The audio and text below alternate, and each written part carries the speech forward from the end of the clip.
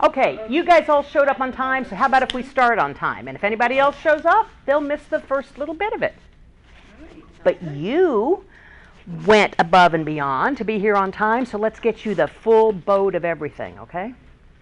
I'm Karen Hand. I'm a board-certified hypnotist and NLP master practitioner. I teach NLP as well. This will be leaning over more toward NLP, but I'm going to show you how to use it in hypnosis. And it's going to work brilliantly for you. Magic words and language patterns. Who doesn't want a little magic, right? We could all use a little bit of magic in our lives. And our clients definitely could use a little bit of magic in their lives. That's why they come to us. I do have handouts, by the way, that I will share with you. And it just occurred to me that I should probably pull out my notes to make sure that I don't leave anything out. You know, hypnosis is a very powerful tool. Can we all agree with that? Is everybody here a hypnotist? Wouldn't you like to be able to use this kind of stuff with all of your clients? Yeah.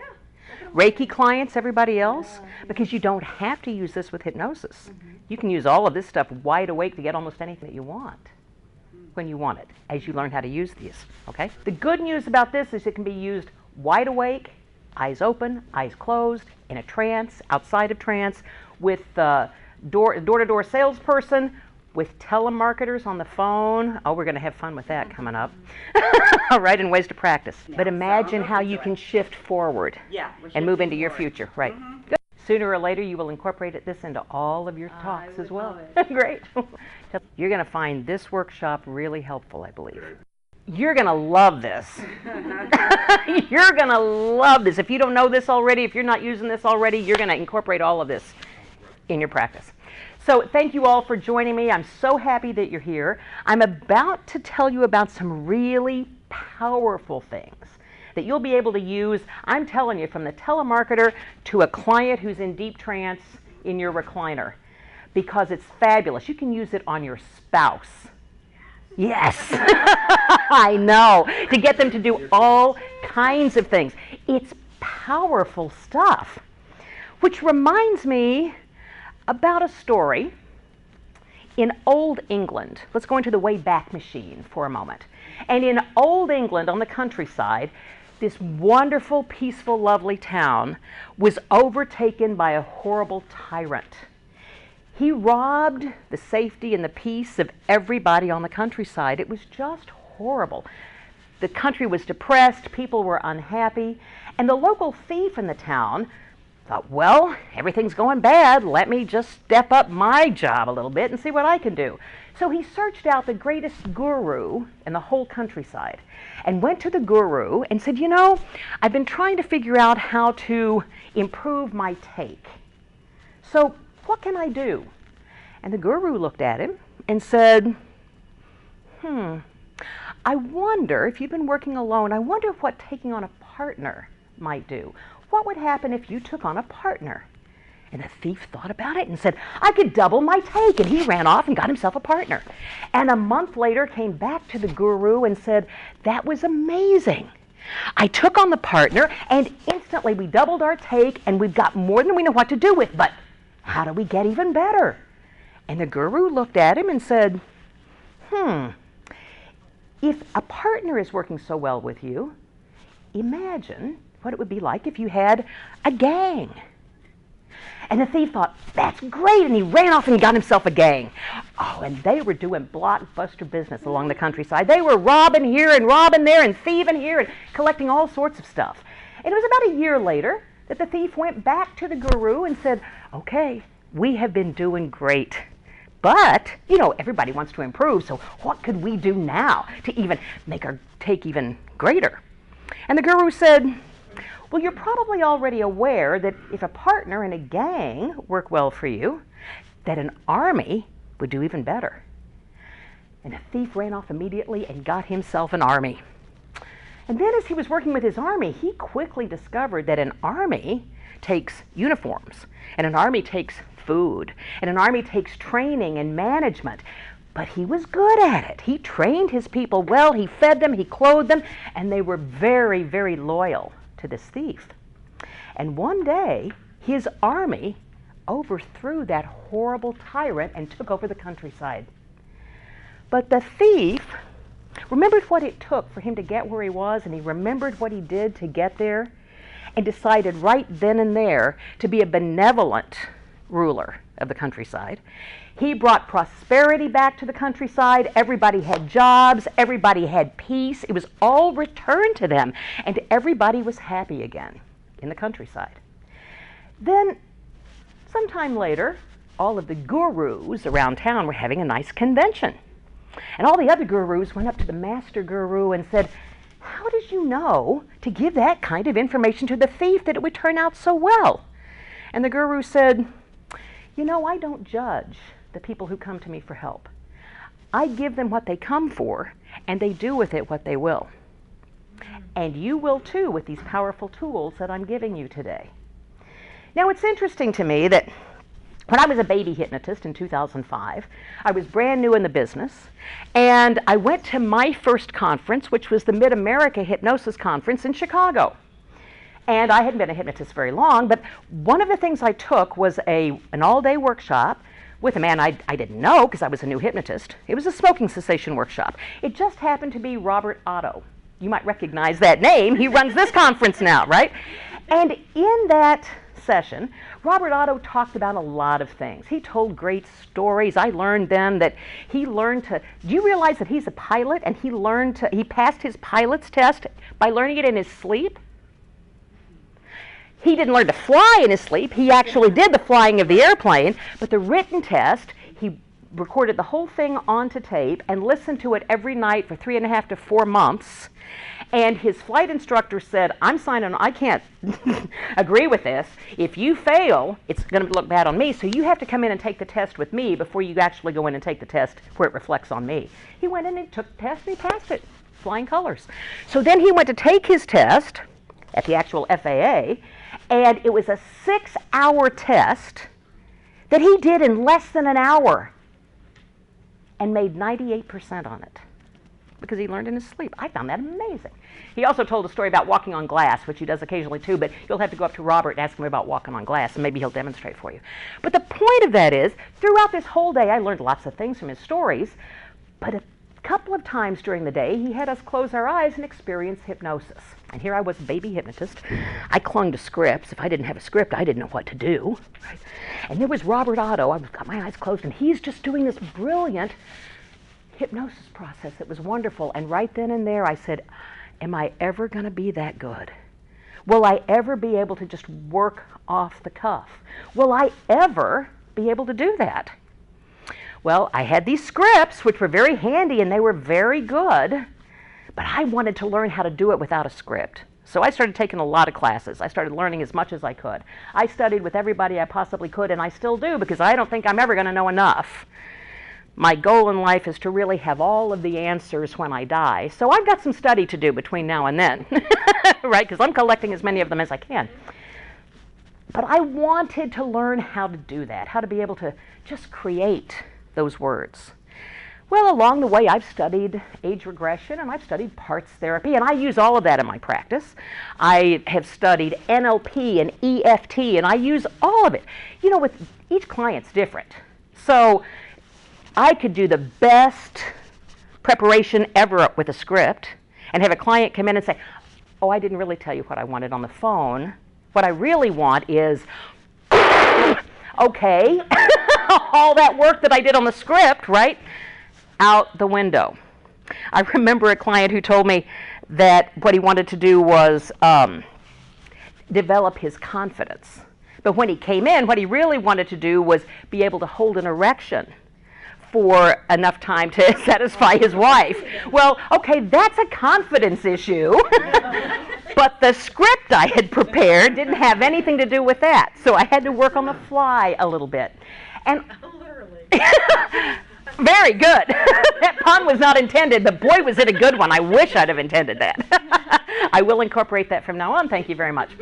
So you know, I really wanted, I was seeing a lot of clients. I still see a lot of clients, but I was really wanting to know how to do it without having to do so much prep work.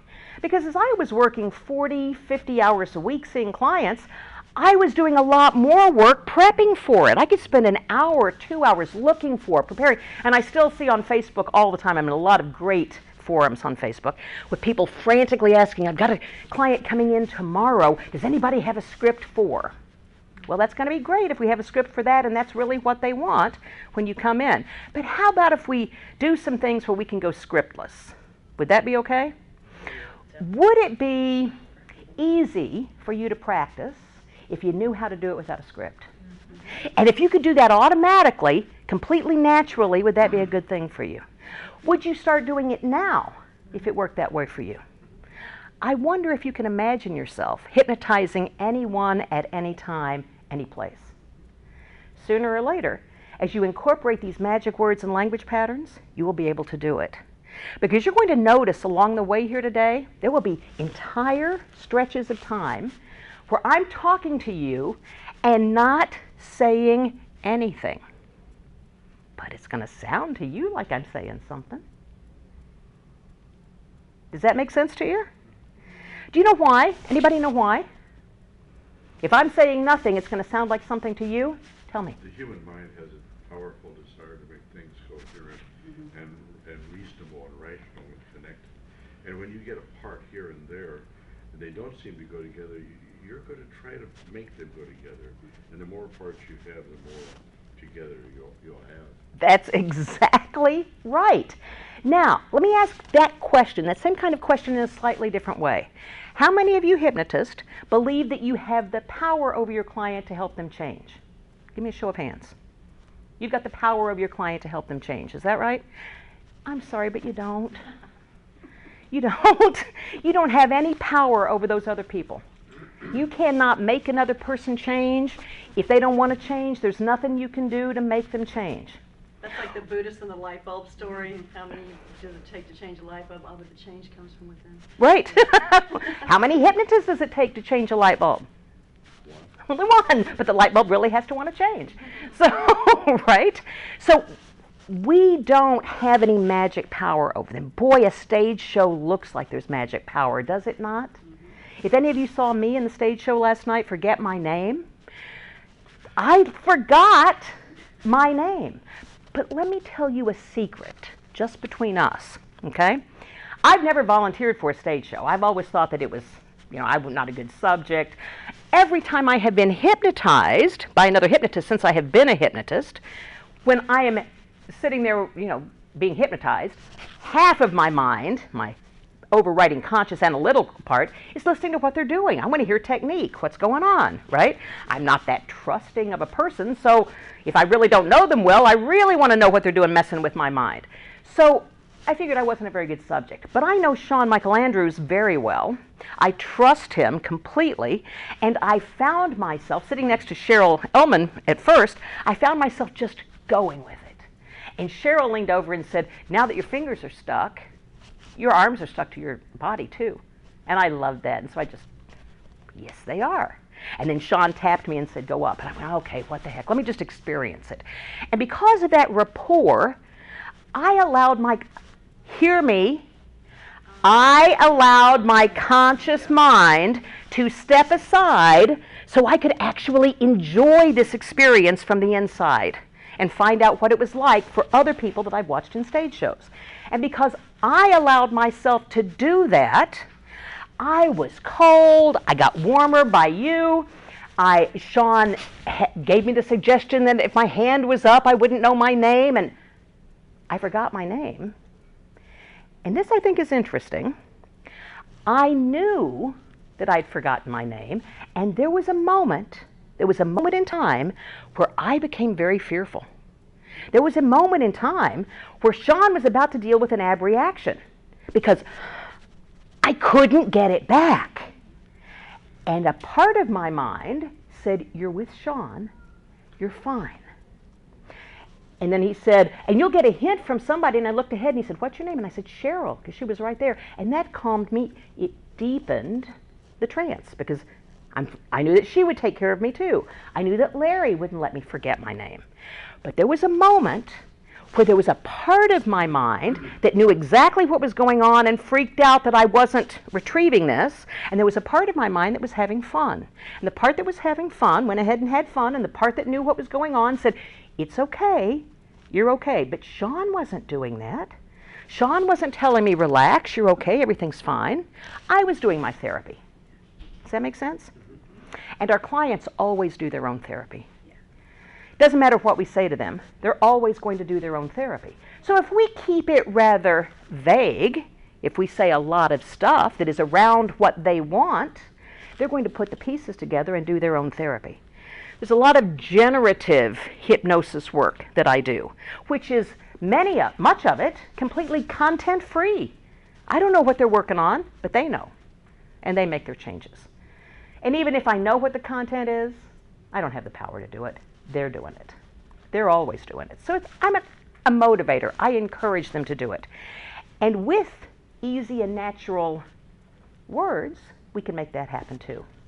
So let me just go down a quick list. You got a couple of handouts. I'm going to hand them out to you in a minute. But let me just do this with you for a second. If you could do this easily, naturally, and automatically, would you do it all the time? Yes. Absolutely, sure. Be aware that this will be easy for you, and realize that it's going to be great for your practice. It's going to be great for your communication skills. In fact, as you experience it today, you're going to notice how easy it is. Will that be okay with you? Okay. Good. Okay. As you expand your knowledge of this and go beyond what you already know, are you aware that your skills will become unlimited? Will that be cool? Yeah. Is that all right? Yeah. Before we really get into this, just imagine what it'll be like for you when this is over and you already know how to do it in just 2 hours. Is that okay? Pretty cool. Imagine that. Really, can you imagine it? I wonder what would happen if you started using this all the time. Do you know? My business would skyrocket. How cool would that be? Okay. Begin now to start really paying attention to what's happening. And during the course of this, you're going to pick up more and more. And even though it's not exactly clear right now, you will learn it more and more as we go through. Now, imagine yourself a very successful practitioner. In any way that works for you. Maybe you'll hear it as a compliment. Maybe you'll feel it in the way you present yourself. Maybe you'll see it. Maybe it'll come to you as an award. You imagine it in whatever way works for you. Don't, whatever you do, don't imagine yourself so successful that you've got more money than Donald Trump. What are you doing? Imagining myself. How cool would that be? Do you want more money than Bill Gates? Okay, then I'll say yes for Bill Gates. Thank you. Okay. All right. So we just learned a valuable lesson here. Even as a funny example, we don't want to use T-Rump. Is that correct? Correct. Okay. All right. And anybody who uses a supporter, I was just doing that with my one-on-one rapport building skills here. But there were people in the room who really related to that. Yes. Were there not? Yes. Okay. And when people relate, that builds rapport, does it not? Yes. And I built some rapport with you as I was flexible enough to change over. Correct? I appreciate that, yes. There you go. Because flexibility is important. The one with the most flexibility always wins. That's an interesting NLP concept. The one with the most flexibility always wins. Let's just imagine this for a second. You've got two cars who pull up to a four-way intersection at the same time. They get to the crossroads at the exact same time. You've got one, they don't have a stop sign or anything. You've got one, anybody have a stop sign, right? What's likely to happen? Unless one person is flexible enough to say, I'm going to let them go ahead and pass. Well, they didn't get a crash, but who was in control of whether there was a crash or not? The one who had a choice. The one who made a choice, the one who had flexibility, the one who said, I'm not going to risk my car or my life by standing my ground that I'm going to go through first, right? So the one with the most flexibility wins. As you can shift and move through things, you can build rapport, and that flexibility will really serve you well. Who knows what I just did? With the car description or Any of the whole talk, any of it. I don't care. Yes. You had us imagine, and that was the important thing. Well, you introduced a metaphor. Listen to all of this. Okay, for this client, I had her in agreement. I was doing, for her, I wasn't purposely doing a yes set here, but in her mind, okay, she's experiencing a yes set. Who knows what a yes set is? Okay, and the realtors in the room probably do as well. Yeah, sales, right. So you want to build the compliance. You want to build the yes. So a good used car salesman, when you walk in, they're going to say, beautiful day today, isn't it? Yes, it is. And humid. Oh, yes, it's humid, boy. And it's a good day to get a car with a working air conditioner, isn't it? Oh yeah, that's why I'm here, because mine doesn't work, right? So you're building rapport by creating that yes. So for this particular client, in her mind, she was in agreement with me, right? And for you, it was something else. What was it? It was that you Imagine. Yeah, exactly. Yeah. That was the important word. That everybody had a different thing to imagine. But you didn't pick up on that. That's not anything. I'm just saying that was her processing. You got something entirely different out of it. And yes, imagine was a very important word. We'll come right back to that. What'd you get out of it? I not as verbal as you. I use my imagination. I saw two cars coming up, so I imagine everything that's always said. So I'm with her on the imagine. Okay. Story. Yes. I thought it was a book. I thought you had done something to really grab our attention, to have us want to follow very intently what you said next. And do you want to follow very intently what I say next? I do. Thank you. Excellent. Thank you. And anybody else have any feedback on it? Conditioning the choice. Conditioning the choice. Okay. Accept the metaphor. Now, everybody did exactly what I wanted you to do. You're all excellent at this because you were all taking your own learning out of what happened. And every single one of you was right. Every single one of you. I was doing all of those things that you took out of there, okay? But I wasn't doing it to you. I was offering some information to you, like the guru to the thief.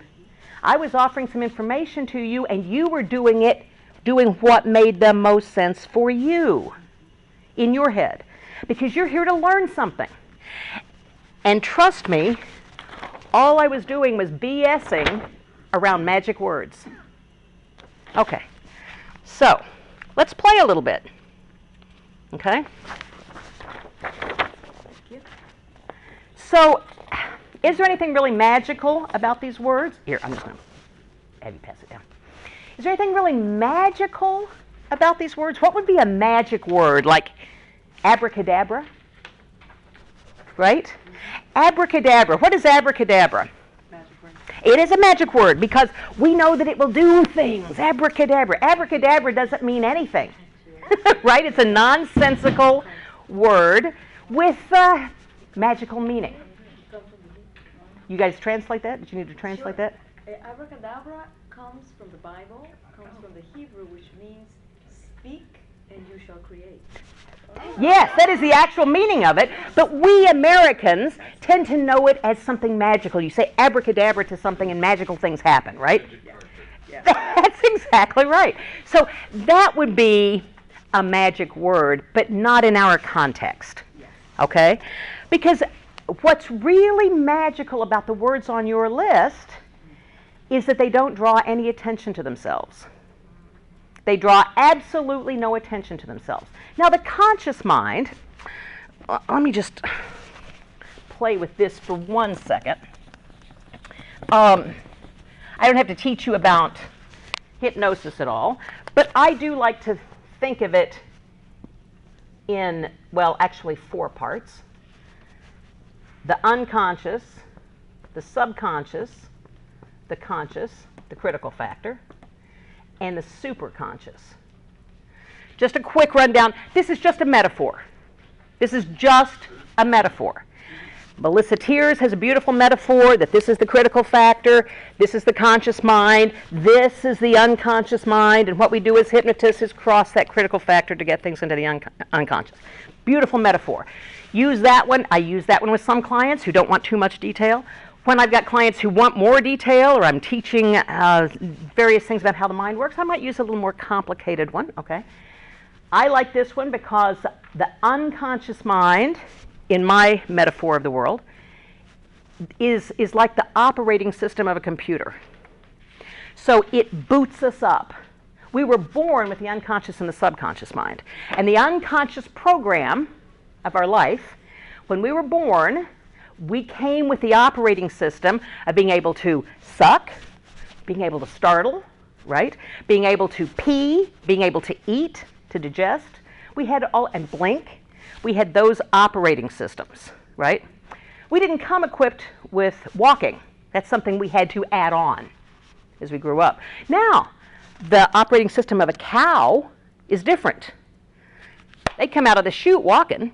So they came pre-bundled with that walking technique. How cool is that? But we humans learn easily. We learn easily and automatically. And we learn by watching and mimicking and mirror neurons and that kind of thing. So as we saw other people walking, we pulled ourselves up because we wanted to do that too. Now, a cow doesn't need that high-level reasoning skill later on in life. Would you agree? So they didn't have to have all of that getting their balance together and figuring out how to maneuver things. So we actually came properly equipped. Our unconscious operating system does everything that it needs to do, except mine has, doctor, maybe you can help me with this. Mine, the temperature gauge on mine has gone awry a little bit with old age. But it's not a problem. I just fan myself and it's all good. I was teasing. So the unconscious mind is very stable. We can't do much, we don't do much, to change the unconscious mind because we shouldn't. Those things are there. They should be in place. The unconscious mind is not very flexible because we need those skills in the way they are. The subconscious mind is like the memory card on a computer. Everything that's ever happened to us, from the time that time begins for us to the time that time ends for us, is recorded there in the subconscious mind from our perception of the way it happened, not from fact. We have a lot of alternative facts in our subconscious mind. In that, if I were to witness a bank robbery standing next to Michael Jordan, everybody know who Michael Jordan is? Okay. If we were standing next to each other and a guy came running out of the bank holding bags of money, and the police came up and interviewed us and said, okay, describe the bank robber, I'm very likely to tell him he was a tall guy. I'm 5'1", everybody's tall. Michael Jordan's very likely to tell him it was a short guy. He's 100 feet tall, everybody's short to him. Now, if the guy is 5'9" or 5'10", he's average. The fact is, the guy's of average height, but in my memory, the guy will always be tall, and in Michael Jordan's memory, the guy will always be short, no matter what the facts are. Because our memory is recorded from perception, okay? And memory changes. Memory's easy to change. Perception is easy to change, and that's what we do in hypnosis all the time, is it not? When we do an age regression, we are changing perceptions to help someone get what they want or need. Parts therapy, a visual squash, however you want to, whatever terminology from your particular school of hypnosis or NLP, all of those things are changing perceptions, are they not? Okay. So the subconscious mind is where we work. That's where our values, our beliefs, our memories are all stored. And it's flexible. The subconscious mind is flexible. That's why we can win, and all of our clients can always win, because the subconscious mind is very malleable and flexible. The conscious mind, we get about the age of 7. We start developing logic and reason, which is all it is, data entry, logic and reason. Once the subconscious mind starts forming at about age 7, even if the kids at school haven't ruined it for them, little kids start noticing, Mommy's wrapping paper is just like Santa's wrapping paper. Something's up. Because the logic and reason starts to kick in, right?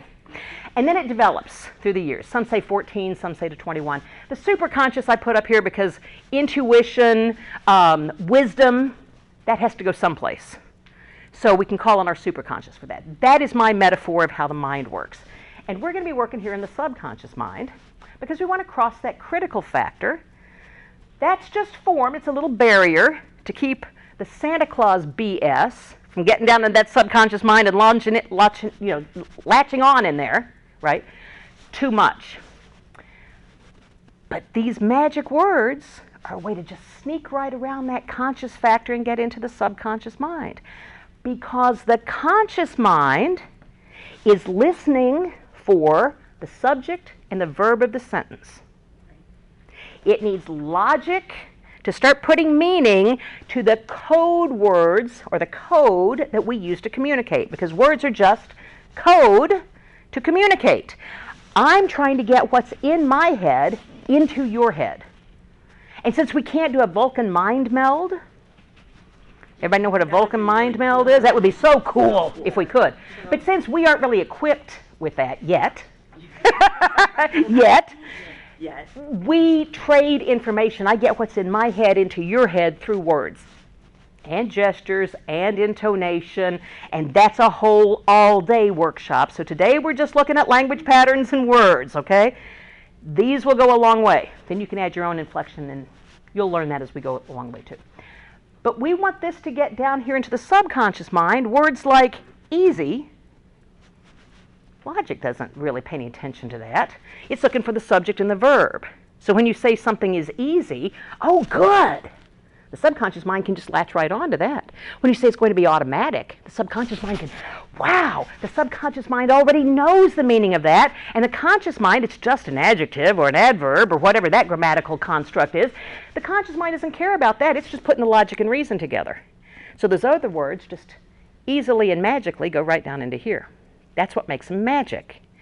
Because it's like hiding something in plain sight. One of the best magic tricks I've ever seen in my life was at the Rio Hotel in Vegas. Penn and Teller, you guys know who Penn and Teller are? At their show at the Rio, they open the show about an hour ahead of time.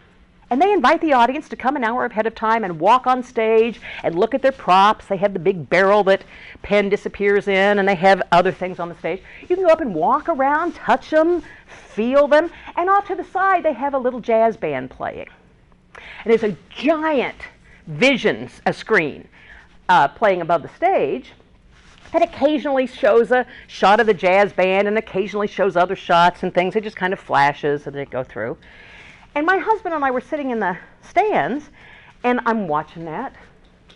And I said, I'll be damned. That's Penn Teller over there in that jazz band. And he said, no, it's not. I said, yes, he is. He's playing bass in the jazz band. And he said, no, he's not. I said, look up there at the screen. Look down there, and you can see that it's him, but look up there on the screen. They had a really funny angle. As they showed the bass player, it was an up angle. He's pretty tall. He's a pretty big guy. So it wasn't a direct on look. And it was just kind of going. The bass player actually left the jazz band about 15 minutes before the show. The pianist kept playing until about 5 minutes before the show, and then he left.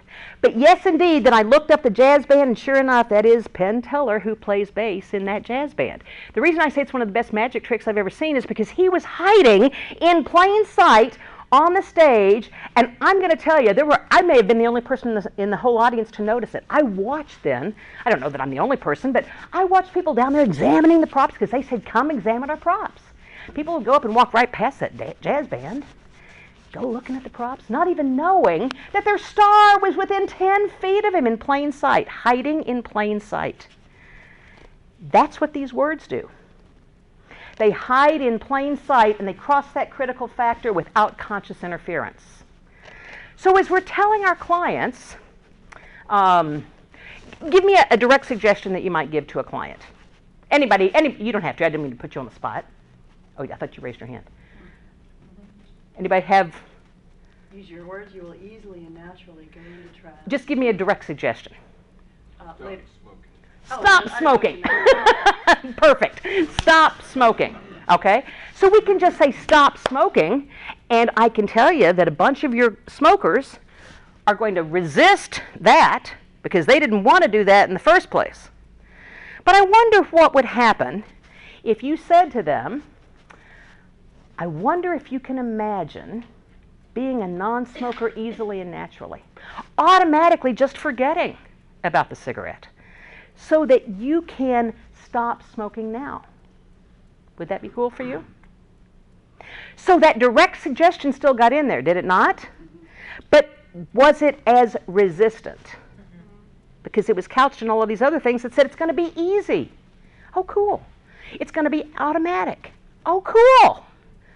I'll be able to do, before you stop smoking now, release all of the tension in your body. What's the direct suggestion there? Stop smoking now. But I said before you stop smoking now, relax your entire body. There was another direct suggestion. And that before just kind of went, the before is magical because it implies that you're going to do it. There's no way out. You're in a bind. If you relax your body, then you have done what I suggested that you do. Before you stop smoking now, relax your body completely. Okay, they did that. So the next step, obviously, is to stop smoking. Does that make sense? Because in order to relax their body now, they're going to presuppose that the next step is going to be to stop smoking. During this entire process, whether you let go immediately or you stop now, it will be automatic. I wonder how wonderful that's going to be for you. Right? So we've got those direct suggestions right there. They're just naturally being absorbed by the subconscious mind. And the other suggestion, the magical suggestion that happens, is that stop smoking is going to be easy, automatic, and natural. Because in the subconscious mind, they get linked. They get linked together. So we've crossed that critical factor without resistance, because the conscious mind wasn't looking for that. And we implanted the suggestion that as you stop smoking now, it will be easy. It will be automatic and natural for you. So as you take this list of words, I want you, let's do this like, this might be fun. I haven't tried this before, so let's try it now. Let's go down the row like in grade school where you told a secret. I just want you to add on to something. Is it okay if we stick with stop smoking? Okay. So I just want you to, one by one, give a suggestion about that using any of the magic words that you see on here. Now, here's the easy, automatic, natural way to do this. Okay? You just think of what it is. I'm going to give you a second to think about the suggestion you're going to give. I don't care if it's the same suggestion all the way down. So if you don't think of one, steal hers, because it'll be far enough apart that nobody will know. Does that make sense? Okay. So I don't want you to feel pressured about, oh my God, they're going to judge my suggestion. We're not going to judge anything. Steal somebody's. I don't care. Steal his. It was great. Stop smoking. Okay? But I want you to use a word or two in the sentence as you say it. I don't care what you pick. You could say, don't stop smoking until you take a nice deep breath and release it now. I told you not to until you do something else, right? And then I gave you the other thing to do. Well, you're going to have to take a nice deep breath. You're going to have to breathe. You're going to have to exhale. Don't stop smoking until that next exhale, and then release it easily. Let go. Okay? So, okay, the subconscious mind on that word don't, there are two schools of thought on that. One school of thought, and they're both right, either way is better. The two schools of thought are the subconscious mind can't process negatives, right? Well, no, not really. Don't think of a dancing pink elephant. Whatever you do, don't think of a dancing pink elephant. And whatever you do, don't put purple dots on it. Don't see a dancing pink elephant with purple dots on it. What are you thinking about? An elephant with purple dots on it. Okay. What are you thinking about? That's all you can think of. Do you know why? Here's the neuroscience behind it. Here's why it works. Because we have to construct the picture before we can cancel it out. So little kids all over the world right now are in timeout because their mother said, don't slam the door on the way out. Kid got their stuff together. Oh, shoot, that's what I wasn't supposed to do. Right? Mom calls them back in, puts them in a timeout. I told you not to slam that door. Well, Mom could have controlled the whole thing if she'd have simply said, go out of the door quietly. Imagine going out of the door without making any noise.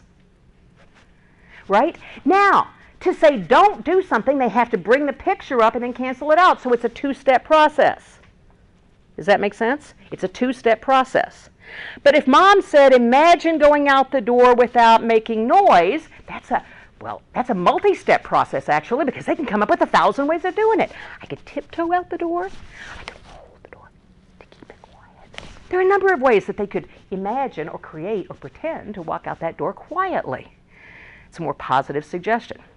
But it's the don't that's the kind of trigger point.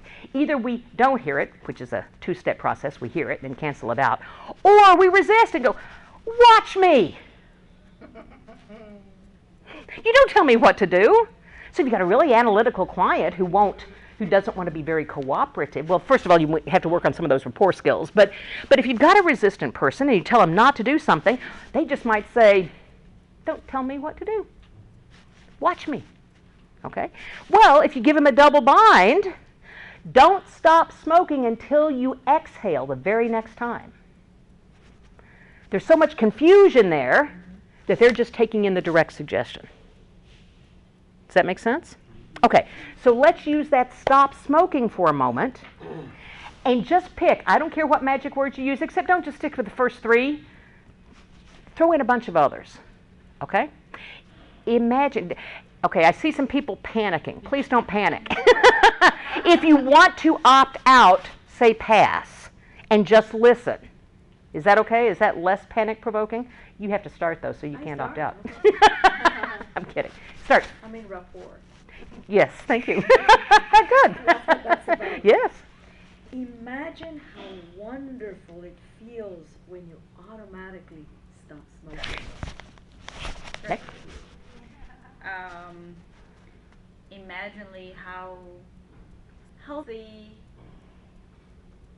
Imagine how healthy it will be for you to stop smoking now. Sure. It's okay. And that works because you are asking them to imagine what you want them to do. Right. Actually, you don't care if they quit smoking or not. It's nothing on you. You're asking them to imagine what they want to do. And just to do it now. Yeah, and do it now. You drop in that now, which goes unnoticed, but yes, it registers in the subconscious mind. Okay. So easily as a non-smoker, you begin to expand your group of friends to those who are non-smokers who want to be around you because your breath feels or smells so refreshing to others now or whatever. You feel so great about it. Yeah, right. There's no right or wrong. Please don't be afraid, okay? Because we're just playing with these silly words. You're not actually trying to make me a non-smoker here today, because I didn't come to you for that, because I don't smoke. Okay? So you don't need to stop that for me. So you're not really, we're just playing with the words. So just have some fun with this and play with it. Okay. Become aware how easily and naturally you are breathing in the fresh air now that you have stopped smoking. Become aware. You are directing attention, right? Even though I wasn't mentioning it a few minutes ago, now just because I say so, you can clearly notice the shoes on your feet. Right? Because your attention went right directly to what I told you to notice. Okay? Good. Well, I always mention they're an air breather too, so sorry to come after the air after you too, but that's what I always go with. So you now realize that you have unlimited fresh air beyond what you ever breathed in before. Now that you are a non-smoker, you do this easily and naturally. It is awesome, isn't it? Yeah. Okay. Okay. Imagine the fact that you're experiencing this unlimited energy because now your lungs are filled with clear, fresh air, expanding to allow only clean, fresh air to come in, and realize that now you can accomplish more than you ever could. Try to resist the effort to use every single word on that list as often as you can. Thank you very much. Use every single, that was not a criticism. No. You did good. So You did don't good. use all of No, no, no, no. Use as many of them as you want. I was applauding you, actually. Some people over here understood. I was applauding you because you expand. You were. How many of them did she use? How cool was that? Right? Don't be so cool. So notice what's happening as you're getting into this. This is a compliment, okay? I want you to understand that. Notice what's happening as you're getting into the rhythm of this. We started out with 1 word, 2 words. You added a few more. You went, okay, let's add. You extended. Oh man, you were head of the class. Let me see how many of these I can put in. Now, hypnosis becomes a game. How cool a game is that? Now, molding. Oh, boy, is that a hard word. Now, manipulating, maneuvering, motivating their subconscious mind. How's that one? Now that motivation becomes a game because you've got a little game to play. If I have their benefits, what they're going to get out of making this change, if I have what they want to lose, okay, heavy breathing, the cough, the stink, that's what they want to get rid of, right? And what they want is to be able to climb a flight of stairs without heavy breathing, right? We know what they hate about it. We know the benefits they're going to get out of it. And all we have to do is arrange those things with some magic words, connect them together, and we're good. Because they gave us the script. They gave us everything we needed to know. We know what they want to do. We know what it's going to do for them to do it, and we just want to get that lodged into their subconscious mind without resistance. Okay?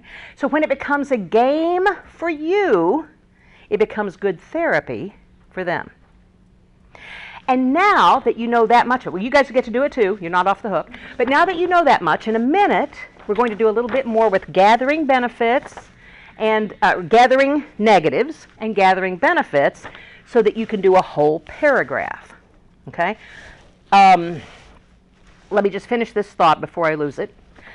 So hypnosis, the hypnosis process, is really a multi-part process. It's the induction, and it's whatever your school of thought is. Some people use progressive relaxation. Some people use instant. It doesn't make any difference. It's your induction. It's whatever you use to deepen them, right? And then it's the sermon, or the motivating part, or the therapy part. I don't care what you call it. I heard it called the sermon once, and I thought that was really good because I was raised Catholic, got out of it early, but I was raised Catholic, and we had a 45-minute service. Mass was 45 minutes, and the priest got 15 minutes to do the sermon, period. And you could tell if he was going over, right? You got 15 minutes, dude, and it's 14 and a half. Lunch is coming. So there's that segment in there that's the sermon, right? And then you can do post-hypnotic suggestions if you want, then you count them out. Isn't that really the rhythm? You know, whatever. The sermon part is whatever therapy you want to do, the age regression or whatever it is. These words can be used with anything that you already know or anything that you learn in the future, because these can be part of any pattern, right? This is your sermon part. Okay. Your suggestion. Okay. Remember, you can say pass. Okay. Now, can you imagine how fat your wallet's going to be as a non-smoker when you're no longer buying cigarettes? Woohoo! And so his client, I am assuming, came into him and used those very words. My wallet's going to get fatter because I'm going to save so much money. So he's feeding their words back to him, right? You want to use their words. And let me tell you why. I just want to digress on that for 1 second. You want to use their words because when I heard the word your wallet's going to get fat, I don't know how much more fat I want on my body, including my wallet, right? So don't make up your own words. Don't put your own stuff into it. Yes, you did the right thing here. This is not a criticism, okay? This is just jumping off of that. You helped me make another point, okay? Because I assume that your client said he wanted his wallet fatter. Yes, I'm just using this to make a point.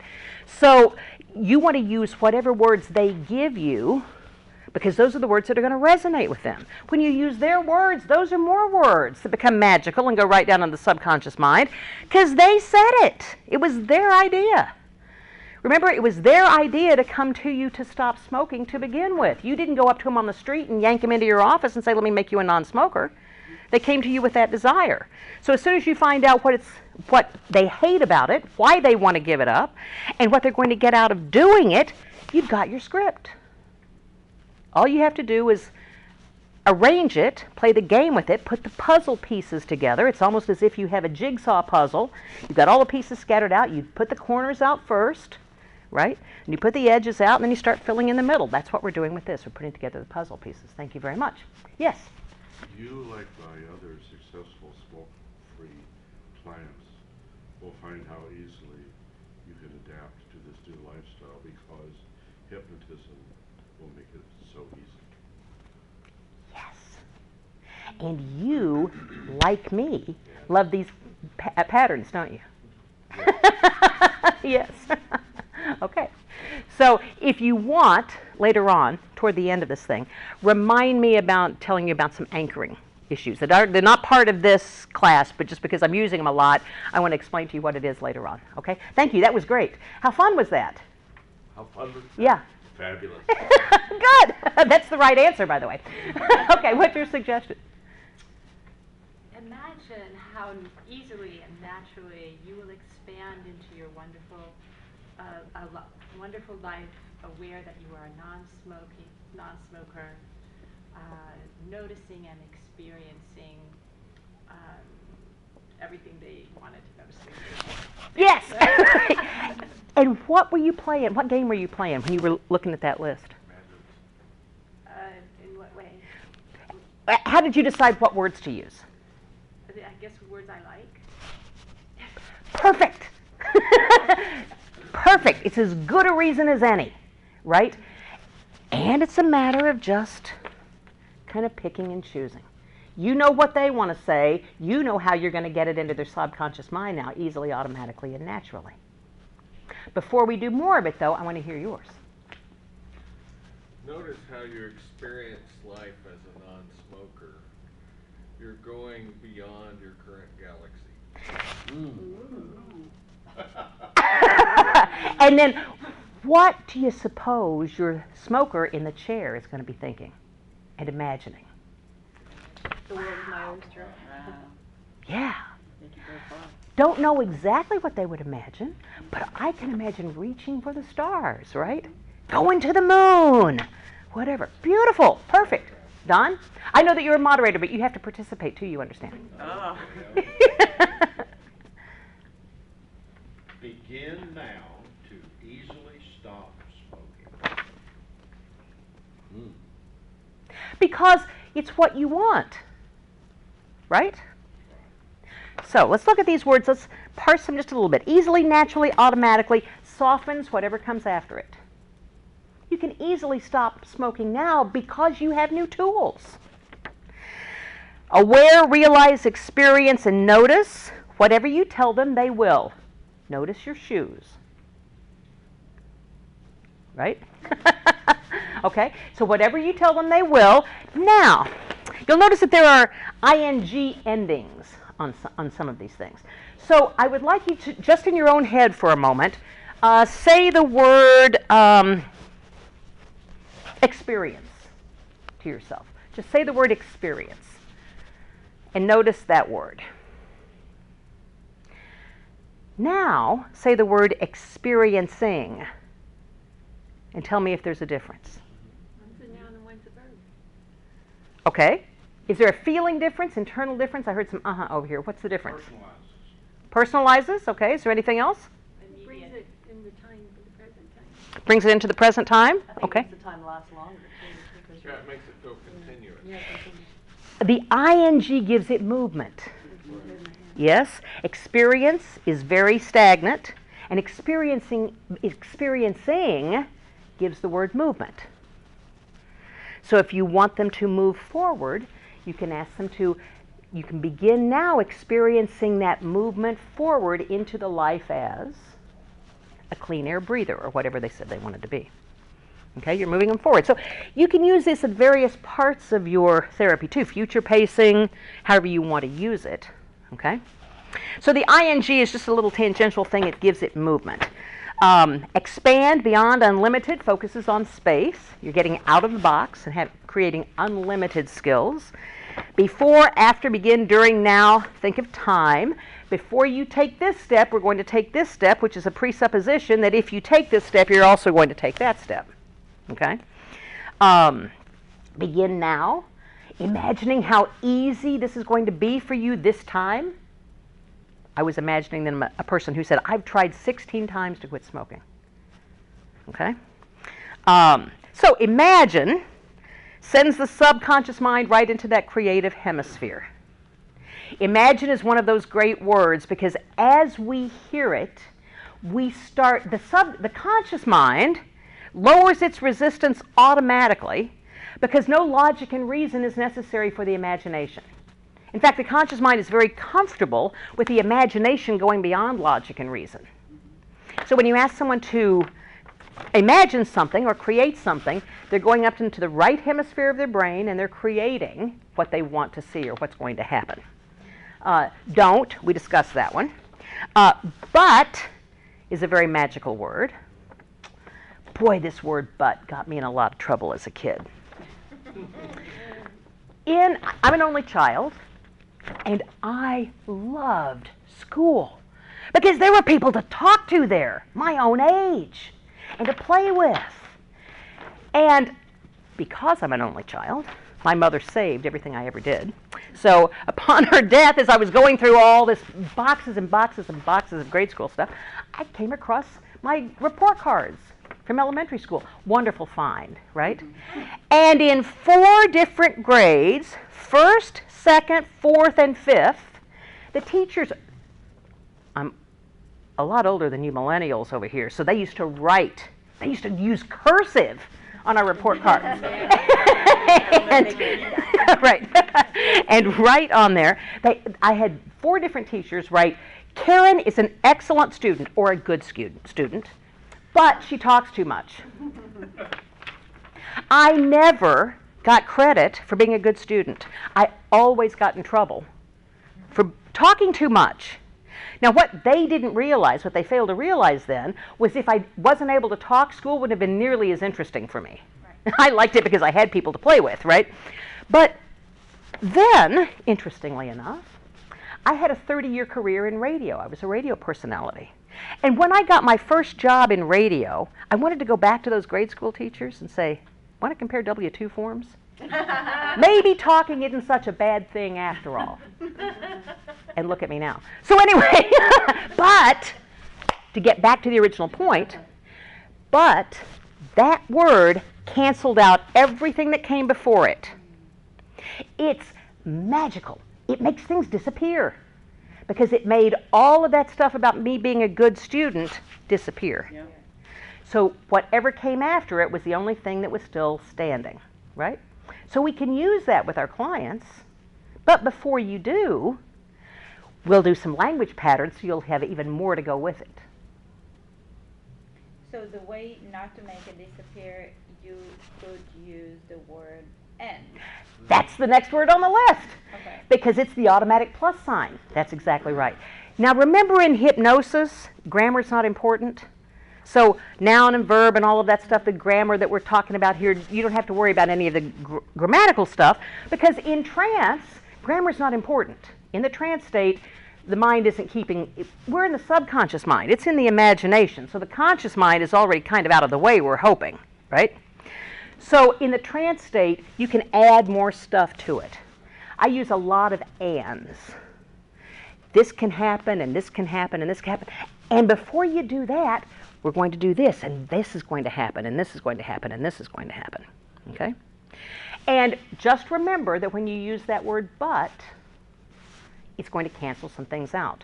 Now, you can remain a smoker, but if you do, you'll lose out on all of those health benefits. That wonderful life that you're looking for. Walking upstairs, able to breathe comfortably, easily, right? So I gave them the momentary option to not make a change, but then I made that vanish by harping on their benefits, by giving them the benefits to look forward to instead. And because is my favorite. I save it for last because it's my favorite. Because is the coolest word in the world. Because it works. And here's why. Because because everything after it is believed. The conscious mind, logic and reason, likes to have a reason for everything. You will quit smoking now because you find it so easy to do. You will quit smoking now because it's Tuesday. It doesn't have to make sense. And here's the proof that it doesn't have to make sense. Back in the 70s at Harvard, there was a neuroscientist who was studying human behavior, and at the library at Harvard, they had one copy machine. Now, this was also in the days when you didn't download stuff. I'm looking at you guys. I'm just playing with you. I hope it's okay. So they had one copy machine in the library at Harvard. And often there was a long line of people at that copy machine. So this scientist, this psychologist who was doing the human study, asked her assistants to do a three-part control study. The first part was to go in and ask a question. The second part was a slightly different question. And the third part was a slightly different question. The first was to go to like the fifth person in line at the copy machine and say, I have 5 copies to make. Can you let me cut in? You know, they were pretty nice at Harvard. They said about 60% of the people said, yeah, go ahead, even in the long line. So the next part of the study was to have a reason.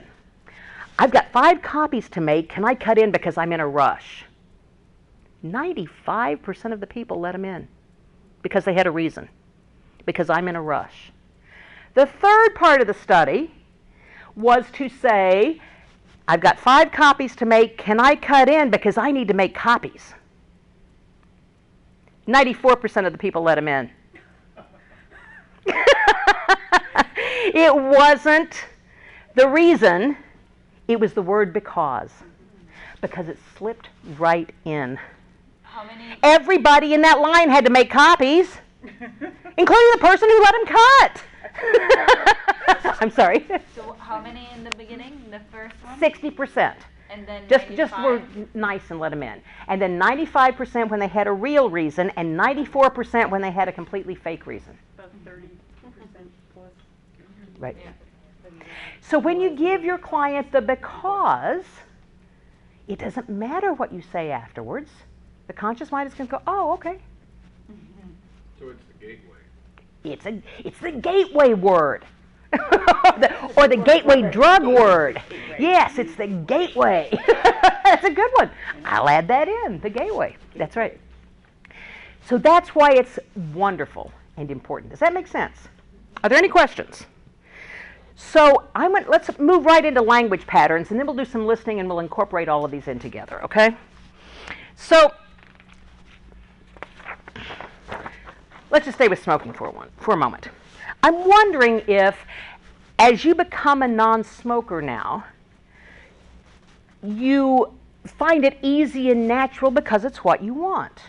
You probably already know that people who stop smoking live longer.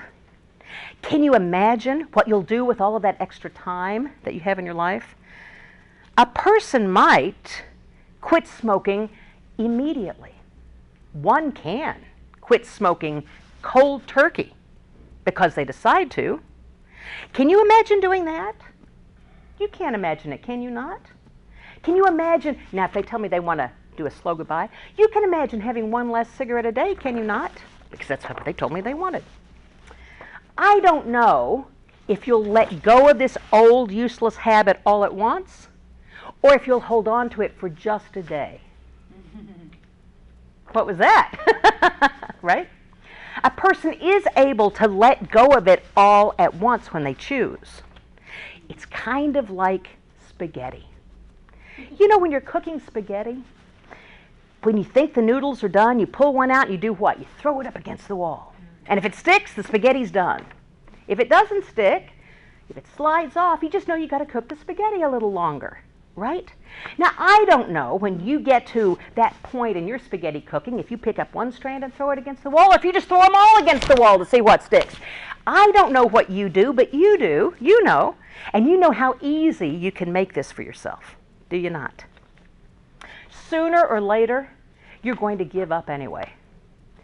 I wouldn't do this probably in the hypnosis process, but I do some provocative therapy sometimes, and I use sooner or later all the time with a smoker I'll say to them something like, you know, sooner or later everyone quits smoking. It's just a matter of whether they quit or the smoking quits them. Does that make sense? You say that to them, though? Absolutely. Okay. It's shock therapy or provocative therapy. Sooner or later, everybody quits. It's just a matter today of deciding whether you quit the habit or the habit quits your life. However you want to phrase that. Okay? If you quit now, then you will live longer breathing better. If you quit now, then you'll be able to play with your grandchildren for much longer in your life.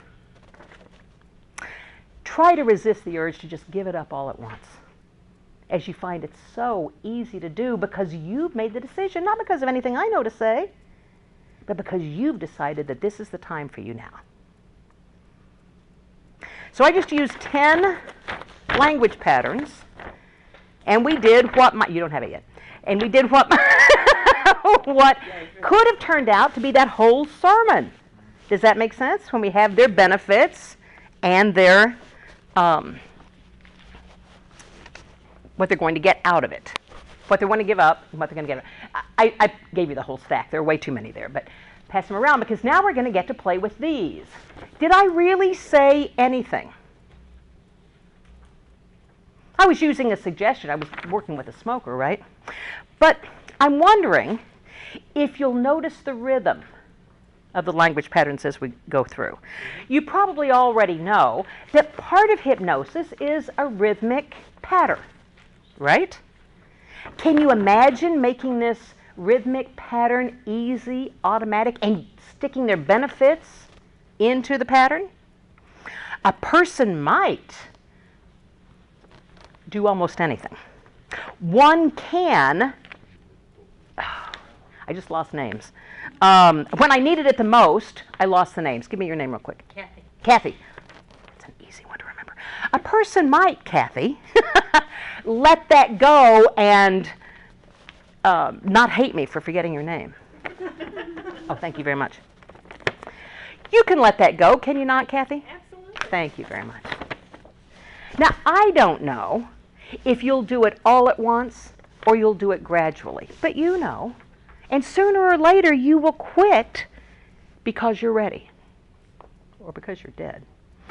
Again, I might say that in a pre-talk, probably not in the hypnosis process. Depends on the rapport I have with the client. A person is able to make the change they want at their own pace, are they not? And a person is able to change quickly and instantly if they want to. Have you ever changed your mind about anything? You know, it happens all the time.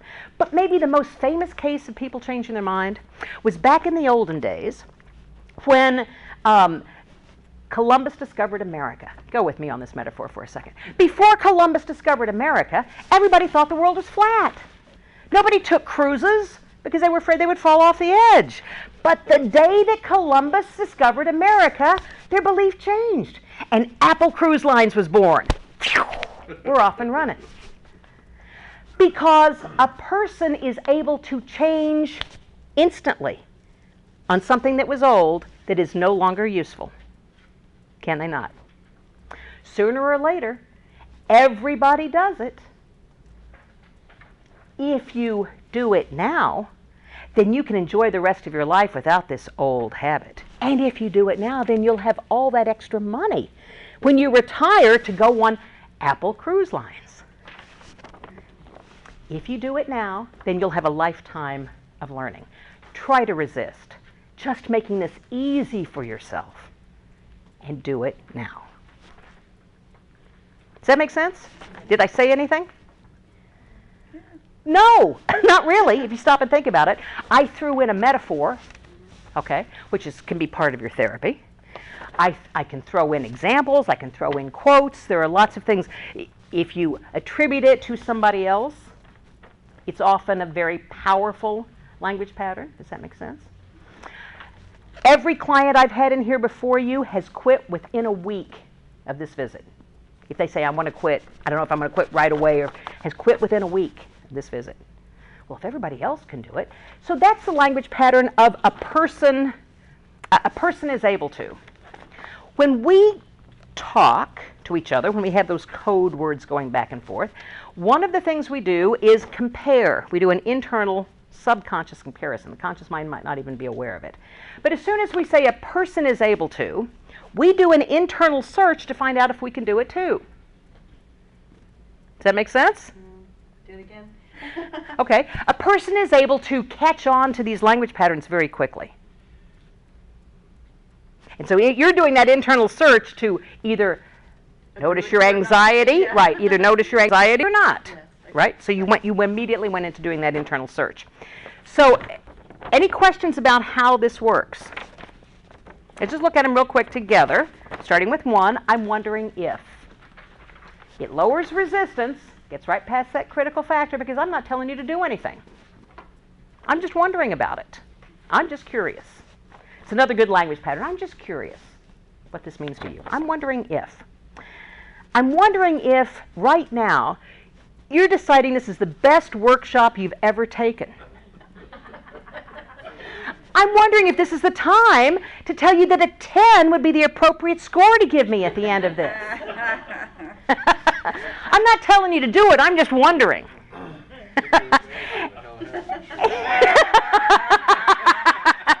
You probably already know that the best students at this conference get the most praise. And the students who give the teacher a 10 are praised for the entire weekend. And are considered the best students. What? And are considered the best. And are considered the best students. And when you have an instructor who's a talker, you know she's going to go out there and tell everybody. Can you imagine people walking up to you saying, "Come to my seminar, I hear that you're one of the best students ever." Wouldn't that be cool? A person might really get into that, might they not? Now, a person's name, when we go to that number 4, a person might Susan, a person might Kathy, a person might, I'm just going to point and I want you to say your name. A person might, Kathy. Really understand these quickly. A person might, Deanna. yes, get really into this and relax about it because it's just a game. So when we say the name, it makes it even more personal to them. Does that make sense? A person might, Diane, get really into this and really look forward to using it. A person might, Missy, I knew it, but I had to. I know. A person might, Missy, want to go home and use these right away. A person might, Missy, walk out of the door and use it on the first person they see out there to get what they want.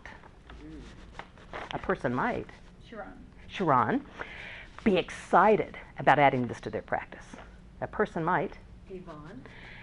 tell Ron later what a great class this was and thank him for sending you here. A person might, Bill. A person might, Bill, write on there that the exercises were so fun that she's the best speaker you've ever heard on your review. I just thought I'd try. Try to resist giving me a good grade. A person might, George, laugh all the way through this because it's the most fun hypnosis game you've learned yet. Good. A person might, Jennifer, take this and use it on her significant others to see what they will do for her. A person might, Jim, use this on their spouse to get all sorts of favors. Are you married? Yeah. Okay. Just saying. A person might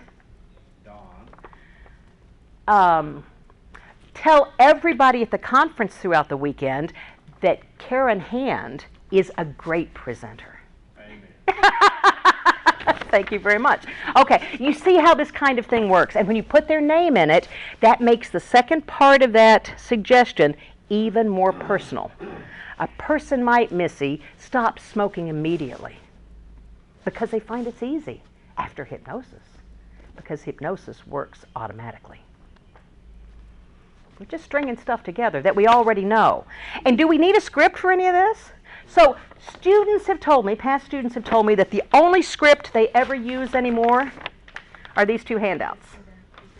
And they keep these 2 handouts on their desk, And even on the back of this one, they write benefits and negatives. And this is all they use. Until these become automatic, and then they don't even have to use these anymore. So it became very interesting to me, not only with the Robert Otto story, but as a baby hypnotist, I went to a family gathering, and my brother-in-law said they were about to move to Florida, and he was afraid to cross bridges. And where he was living in Florida, they had a lot of bridges around Fort Myers. And he asked me if I could hypnotize him to be able to cross bridges. I was a scriptnotist, remember? I had scripts and used everything with scripts. I didn't know what to do about his bridges. I didn't know about getting his benefits. I knew about getting scripts. I would have gone to the internet or called somebody and said, do you have a bridge for your script? Right? I didn't know exactly what to do. So I gave him a nice, relaxing hypnosis process. I said some things in there, and afterwards he said he felt really good, and he was kind of woozy when he got up, so he really believed he was hypnotized.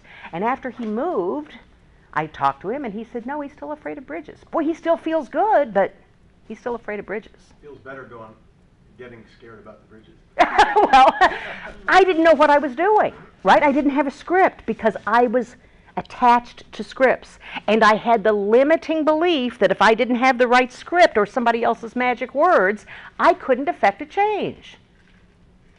I had to figure out how to stop that limiting belief, right? If you don't believe it, they won't believe it. Absolutely. So as soon as I discovered some ways to do it without a script, man, I can hypnotize anybody, any place now. And you can too. And if you want more language patterns, just Google it. Google NLP language patterns and a bunch will come up.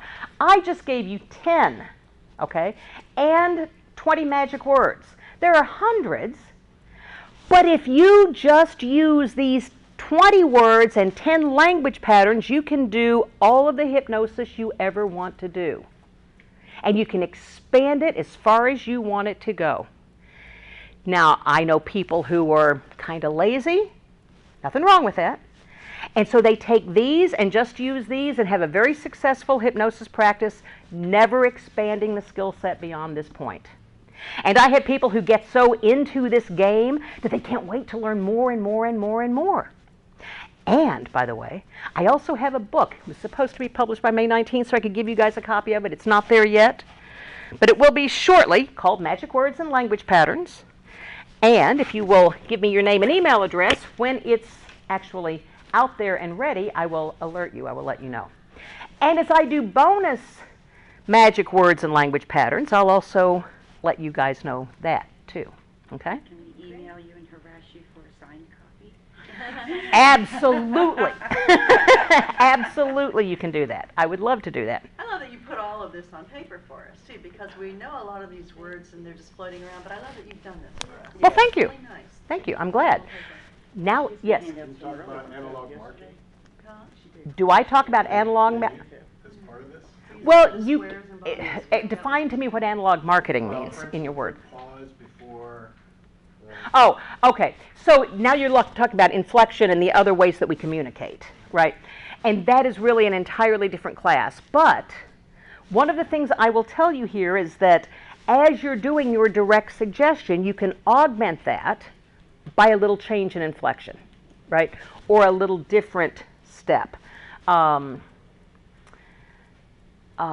Bill, you can easily do what you want to do in this business because you've got new tools now. Yeah, I was. And what was the direct suggestion there? You can do what you Want to do in this business? Yeah, Right. yeah. Yeah, there was one of these that caught my eye. Okay, well, it'll come to you. So I would like us to. Here it is. Okay. Here it is, under a person might. So you have a person might, Rita, use this time to relax completely. That's exactly right. That's exactly right. That's what I mean about you can use it in any phase of So this there's area. a pause right before relax completely. Yes. instead of direct suggestion. Yes, you can inflect down, you can pause, you can say it more emphatically. You can give the direct suggestion or not. I mean, with more emphasis, because the direct suggestion is going to be in there, and it's going to get registered too. Yes. Now, sometimes people say when they go into like a deeper trance, like in the beginning, when you talk to your client, you can use their name, maybe even in the induction. But once you're doing the therapy, do you want to continue to use their name? That's So up to some you and up to the people- client. Right. Some people say no bounce to- up a little bit when their name Right, is, and they because come. it can cause, Right. like, an immersion. Sure, But but realize that a trance is like this anyway. that anyway. No, not that you want it necessarily, but it's going to happen anyway. A trance is not a flat line. Okay, that's why we manage their trance. Because if they go too deep, Okay. so close to sleep that they're not hearing us anymore, they can't follow the suggestions, or if they go to sleep, we have to bring them back up. Right? And if they are not deep enough, we might have to deepen them a little bit. But a light stage of hypnosis, it's all that's necessary for most habit change. Yes, because I know some, because you just hear some other therapists, they say, hypnotherapists, they say don't ever use the person's name. Also, because a person you don't even know, they can go into a past life and you're not even aware sometimes. That can happen whether you use their name or not. Right. That doesn't really have anything to do with using their name. Using their name can make it more personal to them. Using their name can make them come up a little bit. Unless you ask them ahead of time or you notice it in the pre-talk, okay, you can notice it in the pre-talk because your clients are in trance during the pre-talk. Yeah. Understand that. Understand that your clients come into your office in a trance because we're always in a trance anyway.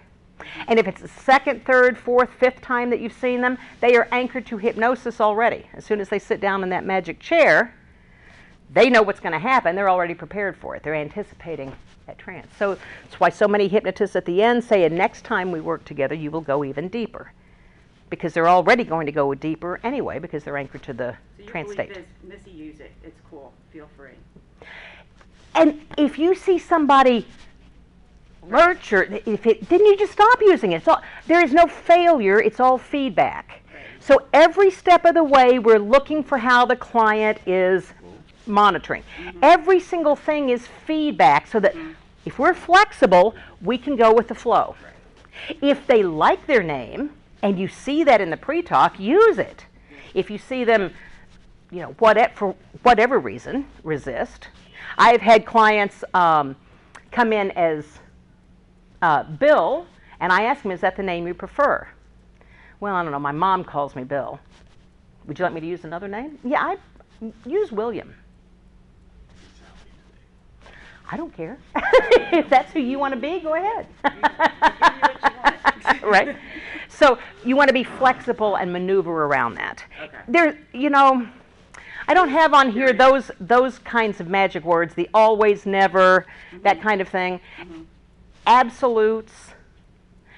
Never, ever, ever believe in absolute.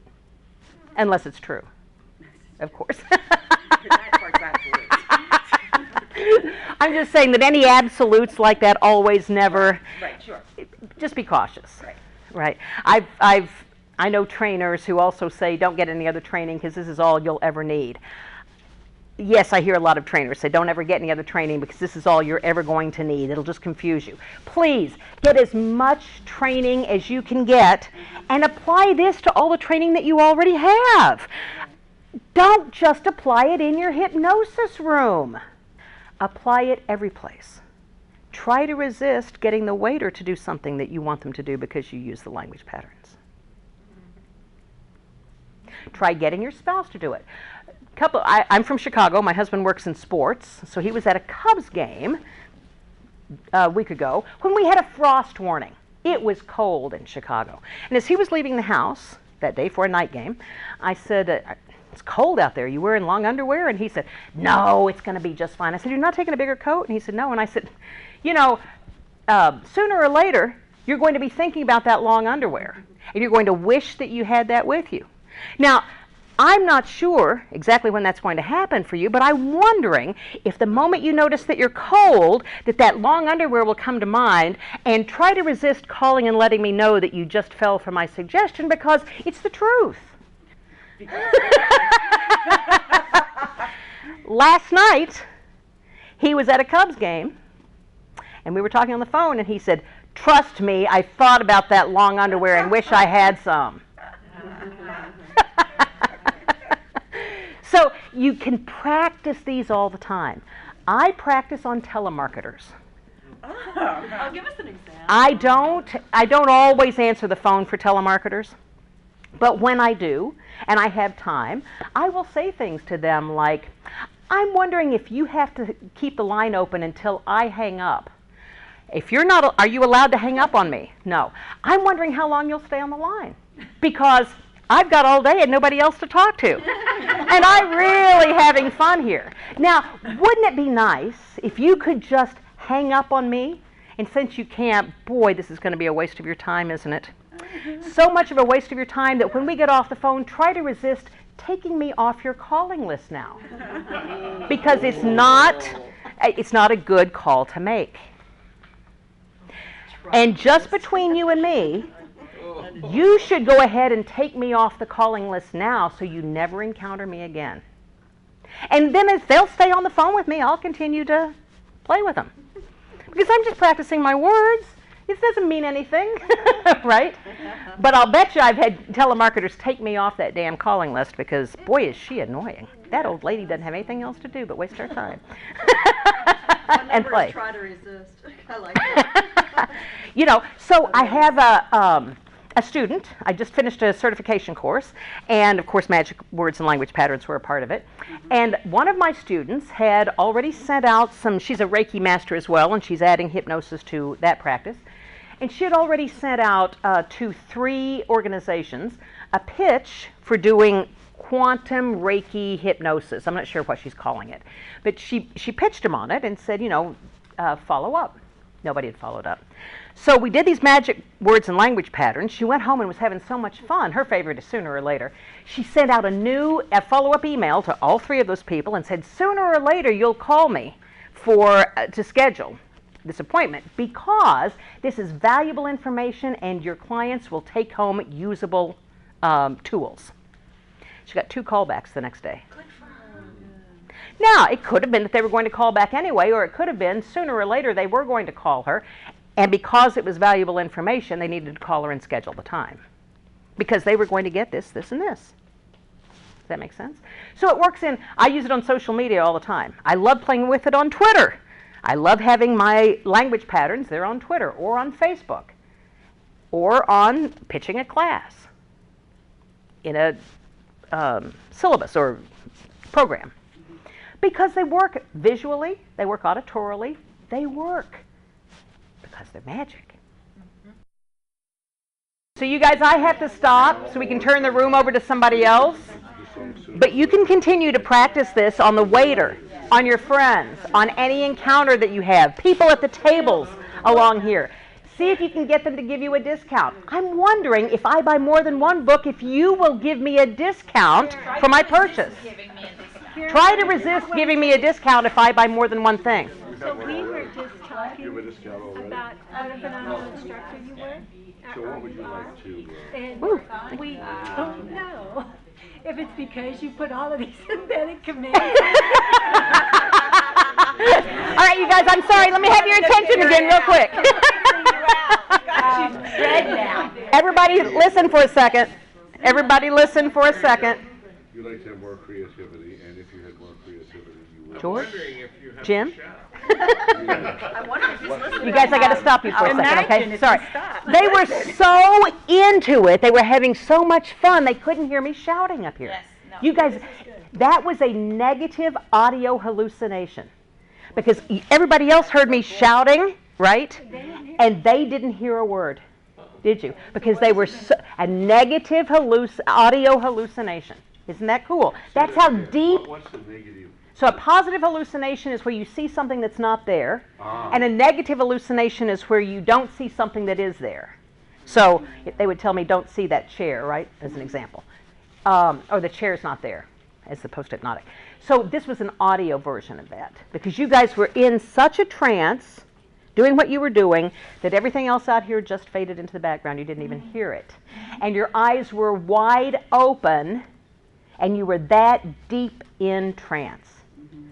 A negative hallucination, according to the Harry Aaron's scale, is the deepest level of trance. Do you want us to come to all your seminars and do that? So Missy over here, these two were just telling me, Diane, Diane and And Missy were just telling me that they were talking about what a phenomenal instructor I am, but they don't know if I really am or if I just embedded that command in this whole thing today. And I'm going to tell you, it doesn't make any difference. Because what they wanted and paid for was a phenomenal class, and I delivered that to you, did I not? Yes. So I've got to thank Robert Otto for that very first suggestion, or that very first experience that I had, where I had to hungrily go out and look for new ways to do it, right? And I want to remind you of the guru. Because after the town was peaceful and loving and harmonious, the townspeople were all happy, and there was a man in the town who heard about that thief who had climbed to be such a wonderful person, and he went in search of that same guru. He looked high and low, and he found that guru in the guru's hut. And he went in, and the guru was much older by this time. He trudged up a mountain to get to the guru, and the guru was in the hut, and he walked in, and he sat down in the hut, and the guru sat there opposite of him and looked at him and smiled and nodded and smiled and nodded for the whole day until about dark. Then the guru got up and he folded up his little mat and he started walking away, and the man said, "Hey, wait a minute. I came all this way to learn the meaning of life, to learn what life is all about, what my purpose in life is." And the guru said, "Haven't you been doing that the whole time we've been together here?" And the guy said, "I've been waiting for you to give me the answer." And the guru said, "Well, spell guru." Gee, you are you. And now you have brand new tools to go out and be the best you that you can be. All right. Thank you, guys. Boy, this was fun. I hope you had as much fun as I did, and I hope you take these and use these immediately on everybody that you can.